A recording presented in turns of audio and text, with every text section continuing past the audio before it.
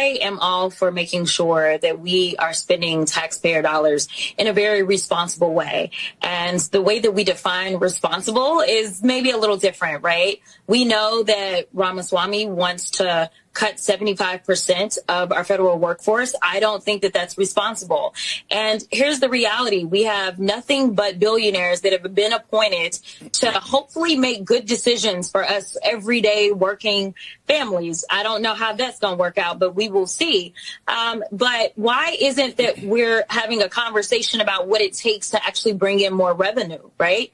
And what it would look like is that these people that have now been put into position or have been at least put up to be put into position, maybe they should start paying their fair share. We can start right there.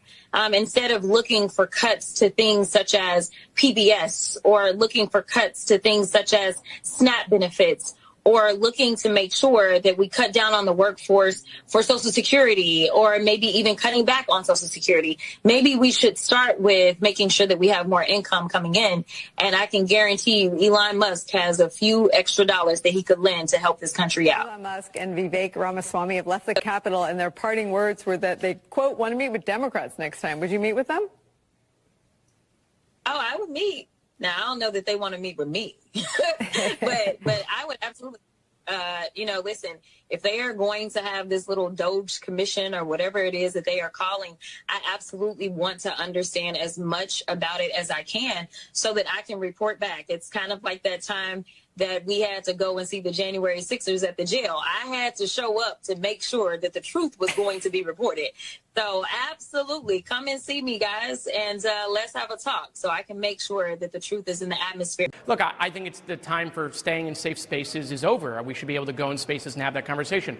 I joined with a specific focus because I've been working on for years trying to get FEMA out of the Department of Homeland Security. I think the Department of Homeland Security was a great idea. I think it's still necessary. But I think over the last 20 years, it's become too big.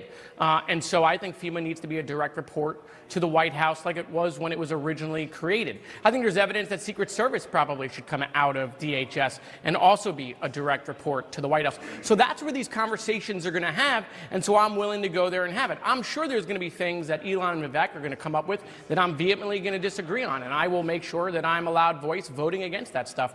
But we got to go to where the conversations are happening. The idea that we're not going to go to these places and just pretend the conversations aren't happening is not a way to conduct business here. Gritty on Texas, because this is hilarious to me. Texas added 2 seats. In 2020, according to the census, and we know that there was a significant undercount, specifically in Texas for a combination of reasons, but we know that specifically Texas added 4 million people. Of those 4 million people, do you want to take a guess at how many were Anglos? Just a guess. I'd say a majority. 180,000.